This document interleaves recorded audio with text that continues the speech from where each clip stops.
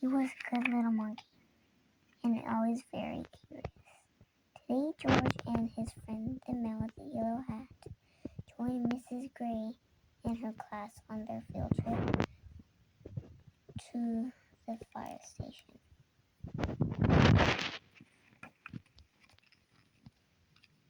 The fire chief was waiting for them right next to a big red fire truck.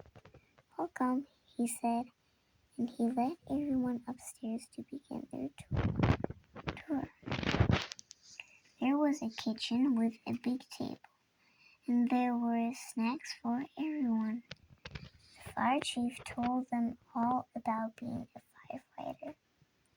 George tried hard to pay attention, but there were so many things for a little monkey to explore, like that shiny silver pole in the corner.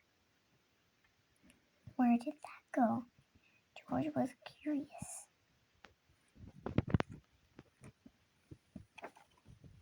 But it went back downstairs.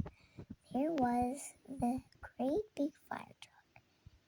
There was a map of the city, and there was a whole wall full of coats and hats and big black boots. George had an idea. First, he stepped into a pair of boots. Next, he picked out a helmet. And finally, George put on a jacket. He was a firefighter. Suddenly, bring. The firefighters all rushed in. "This is not my helmet," said one. "My boots are too big," said another. "Hurry, hurry," called the fire chief. A bright red light on the map of the city told him just where the fire was. And there was no time to waste. One by one, the firefighters jumped into the fire truck, and so did George.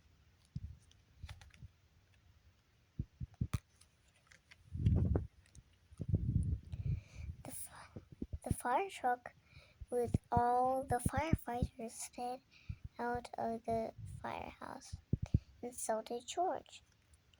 The siren screamed and the lights flashed.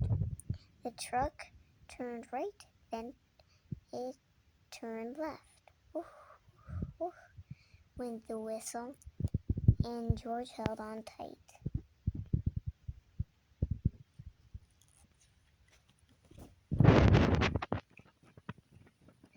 Just like that, the fire truck and all the firefighters pulled up to a pizza parlor on Main Street. Smoke was coming out of a window in the back, and a crowd was gathering in the street. "Thank goodness you're here," cried the cook.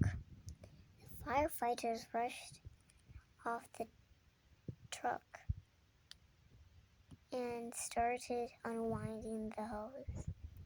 They knew just what to do, and George was ready to help. He climbed up onto the hose reel.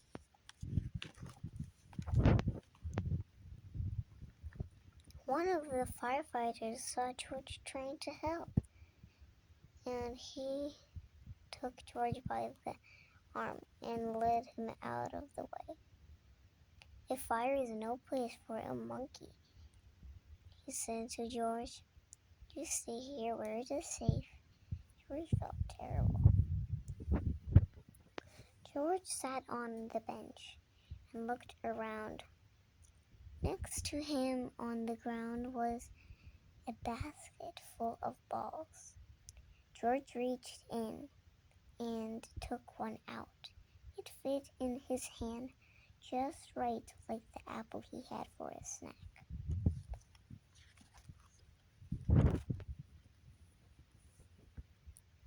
The little girl was watching George. He tried to give her the ball, but she was too frightened. George took another ball and another. "Look," a boy said, "that monkey is juggling." The boy took a ball from the cage and tossed it to George, but it went too high. George climbed up onto the fire truck to get it.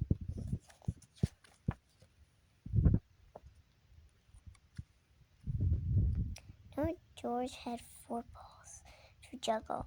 He threw the ball higher and higher. He juggled with his hands. He juggled with his feet. He could do all kinds of tricks. The boy threw another ball to George. George threw a ball back to the boy. The little girl reached down and picked up a ball too. Soon all the children were throwing and catching back and forth.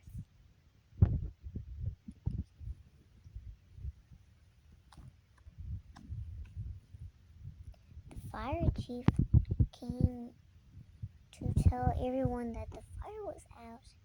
Just then, the little girl laughed and said, "Look, Mommy, a fire monkey."